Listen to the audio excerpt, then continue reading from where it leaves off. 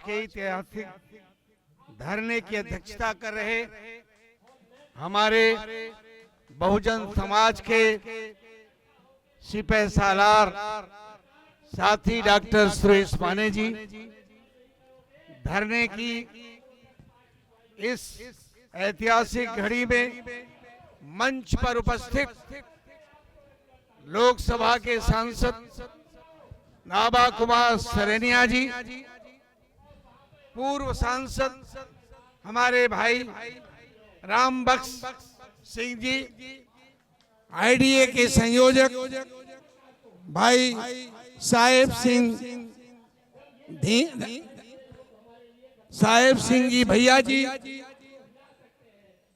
हमारे मेजर साहब, बहन मिसेस पृथ्वीराज जी, उत्तर भारत के सिपह सालार बीआरएसपी के उपाध्यक्ष डीजीपी पृथ्वीराज जी, स्टेज पर उपस्थित तमाम महानुभाव नेतागण, प्रबुद्धजनों और हमारी एक बुजुर्ग बहन, सभा धरना स्थल पर मौजूद श्रद्धेय बहनों, क्रांतिकारी भाइयों, जय भीम, जय भारत, आदाब, सलाम। आज के इस धरने को देखकर और उसमें उपस्थिति का अवसर पाकर मैं अपने अंदर एक तीसरी क्रांति का आवाहन देख रहा हूं। सबसे पहले उत्तर भारत में 1967 में क्रांतिकारी कदम बीपी मौर्य जी, डॉक्टर अब्दुल जलील फरीदी जी, चौधरी चरण सिंह जी और बिहार में कर्पूरी ठाकुर के द्वारा उठाया गया था और उस समय की अधिनायकवादी कांग्रेस को उत्तर भारत के 9 राज्यों से उखाड़कर फेंक दिया गया था। उसके बाद दूसरी क्रांति मान्यवर कांशीराम जी के द्वारा लाई गई और देश के सबसे बड़े प्रदेश, जो कई देशों का एक देश है, उसमें बहुजन समाज की परिवर्तन की सरकार माननीय कांशीराम के द्वारा स्थापित की। एक बड़ा परिवर्तन देश की तरफ बढ़ा, क्रांति की हुंकार भरी गई, लेकिन इतिहास बनकर रह गया। बीआर पार्टी के राष्ट्रीय अध्यक्ष से मेरा संबंध लगभग 10 साल से है। हम लोगों ने एक बहुजन अलायंस गठबंधन बनाया था, जिसके संयोजक माननीय सुरेश माने जी थे और आज भी हैं, लेकिन उस गठबंधन से बात बनने वाली नहीं थी। महाराष्ट्र में, विदर्भा में, बॉम्बे में धरने हुए, विशाल रैलियां हुई, लेकिन जब तक भारत के कल्ब में जंतर मंतर में हुंकार न भरी जाए, देश का सिनेरियो, देश का परिप्रेक्ष्य नहीं बदलता। मुझे 3 दिन पहले भाई सुरेश माने जी ने बताया कि बीएसपी के पुराने सिपह सालार, वो लोग जो बहन मायावती जी के भटक जाने के बाद इधर उधर घूम रहे थे, उनसे चर्चा करने के बाद ये तय हुआ है कि अब उत्तर भारत से हुंकार भरी जाए और देश की जालिम सरकार को उखाड़ फेंकने के लिए, आइडिया ऑफ इंडिया को स्थापित करने के लिए जंतर मंतर चला जाए। इसी परिप्रेक्ष्य में, इसी उद्देश्य को पूरा करने के लिए आज ये धरना संपादित हो रहा है।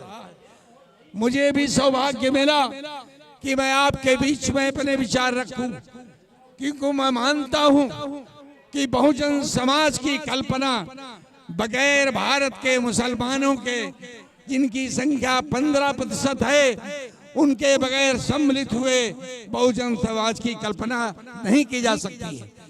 कोई भी बहुजन समाज का आंदोलन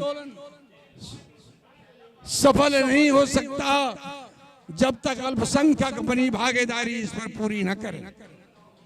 हमारे माननीय प्रधानमंत्री ने अपने अमेरिका के दौरे पर बड़ा प्रवचन दिया एक पत्रकार के सवाल का जवाब देते हुए कि ऐसा माना जाता है, ऐसा कहा जाता है कि भारत में अल्पसंख्यकों की जान और माल खतरे में है, उनके साथ न्याय नहीं हो रहा है, जबकि भारत दुनिया का सबसे बड़ा लोकतंत्र है।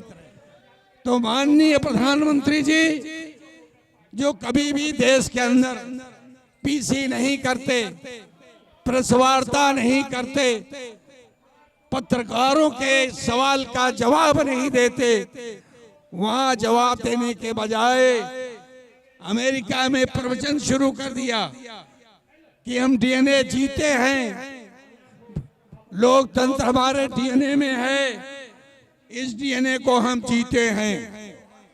हम आप सब जानते हैं, जब लोकतंत्र की परिभाषा की जाती है, दुनिया के जिन विचारकों ने, प्रबुद्ध लेखकों ने लोकतंत्र की परिभाषा की, तो उन्होंने कहा वो लोकतंत्र हो नहीं सकता जहां अल्पसंख्यकों की जान और माल सुरक्षित न हो।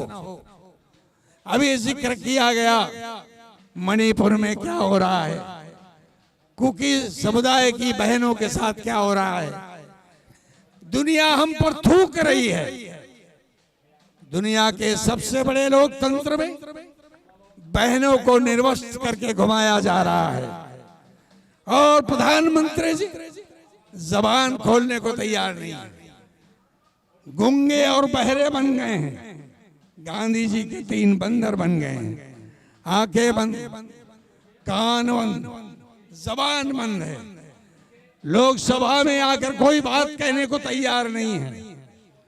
तो ऐसे गांधी जी के बंदरनुमा प्रधानमंत्री को बोलने के लिए मजबूर करना जरूरी है। इसीलिए आज ये धरना भारत के कल्ब, भारत के सीने जंतर मंतर में हो रहा है।